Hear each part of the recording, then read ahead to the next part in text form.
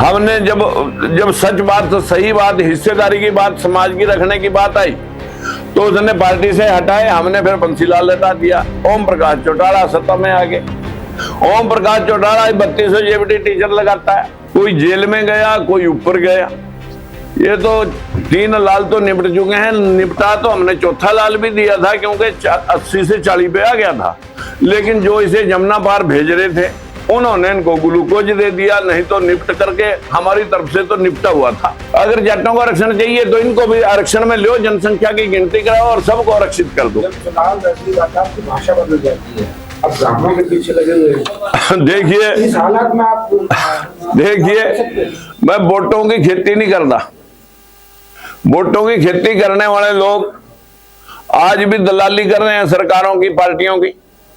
मैंने बंसीलाल के समय में 5 भर्तियों के बाद विरोध किया, पार्टी से निकाले। हमने जब सच बात, सही बात, हिस्सेदारी की बात, समाज की रखने की बात आई तो उसने पार्टी से हटाए। हमने फिर बंसीलाल हटा दिया। ओम प्रकाश चौटाला सत्ता में आ गए। ओम प्रकाश चौटाला 3200 जेबीटी टीचर लगाता है। 70% मेरिट SC BC की थी। वो लिस्ट फाड़ के अपने लोग लगा दिए जिन्होंने टेस्ट भी नहीं दे रखे थे। 10 साल की जेल काट के अभी आया। उस सरकार में भी हम मंत्री बने थे। विरोध के कारण जो है टिकटें भी कटी और लोगों को बाहर में, हमारे जैसे लोगों को 3 लोगों को बाहर निकाल दिया। यही पोजीशन अब भजनलाल की कहें, इसी कांग्रेस पार्टी की। जब हमने टिकट हमारे को 2005 का मिला तो भजनलाल ने वो टिकट जा करके स्पेशली कटवाया क्योंकि ये फिर SC BC की बात करागा, लापेगा। मैंने घर पे जाके भजनलाल को कहा था कि अब जिस दिन ओथ लेगा चीफ मिनिस्टर की उस दिन बताना। ऊपर गया, कोई जेल में गया, कोई ऊपर गया।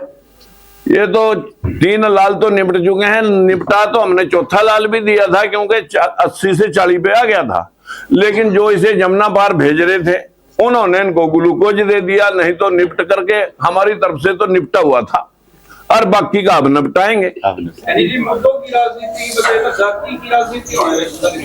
पूरे देश में जाति की राजनीति नहीं, जाति के आधारित संविधान को मोड़ दिया गया है। अगर इस भर्ती को देखेंगे, जो की पोस्ट हैं, जनता का काम, जनता के फैसले, जनता का सम्मान, ये की पोस्टें हैं। SDM, तहसीलदार, BDO, थानेदार, DSP, यही सरकार है। जो डिस्ट्रिक्ट एडमिनिस्ट्रेशन है वो तो सरकार और प्रशासन के बीच में एक कड़ी है। जनता का तो इन लोगों ने ही इंसाफ देना लेना है। ये एक ही समाज के जब लोग बैठे होंगे, एक ही वर्ग के लोग बैठे होंगे तो 85% लोगों को इंसाफ कौन दिलाएगा? कैसे भरोसा हो? ये जाति की राजनीति नहीं हो रही। सवारी बैठती है क्या? हैं? ऑटो में सवारी बैठेंगी? ऑटो में सवारियां मैं आपको एक दिन ऐसा दिखा दूंगा काशीराम जी की तरह कि ये लोग सड़क के ऊपर खड़े रह जाएंगे और दोनों हाथों से पीटेंगे कि काश हमने जनता के साथ ये बेईमाना ना किया होता। इतना कह सकते हैं कि समय लगता है। बीजेपी को भी कांग्रेस को डिगाने के लिए 40 साल लगे। अभी हमारी पार्टी तो 6 साल की है। हम कह रहे थे जिस दिन कि भाई अगर रिजर्वेशन देनी है तो क्यों ना जनसंख्या अनुपात में 100% आरक्षण कर दिया जाए। और एक मुद्दा था, यही एक मुद्दा था हमारा, 100% आरक्षण। आज यही बात कांग्रेस वाले कह रहे हैं कि हम जनसंख्या अनुपात में जातिगत जनगणना करा के देंगे। क्यों भाई? आज आपके पास 4 स्टेटों में सरकार है, दे दो।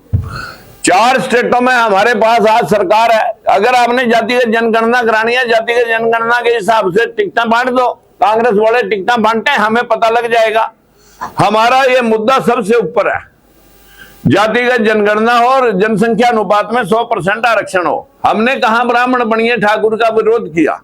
जो भाई कह रहा है कि आप ब्राह्मणों के विरोधी हैं, 100% में कौन सी जाति पीछे रह गई? 100% में तो ऑल ऑफ सडन जो है ना, मैं ये कह सकता हूं कि मैंने किसी जाति को ही नहीं छोड़ा। मैंने कहा था ब्राह्मण बनिए, ठाकुर, पंजाबी, 4 ही जातियां रहेगी। अगर जाटों को आरक्षण चाहिए तो इनको भी आरक्षण में लो, जनसंख्या की गिनती कराओ और सबको आरक्षित कर दो। जब चुनाव नजदीक आता है आपकी भाषा बदल जाती है। वरना आप और आपके साथी जहर उगलने में कोई कसर नहीं छोड़ते। इसका प्रमाण आपके साथ लोगों को वो जहर लगता है जो हम अपने लोगों के लिए हिस्सेदारी की बात करते हैं। आटा गूंद हिल्दी क्यों, बस यही पंजाबी की जो कहावत है, जिसको हम सच बताते हैं लोग उसे जहर बताते हैं। आज बताया ना, ये जहर उगल रहा है, आप लोगों के लिए तो जहर नजर आ रहा है।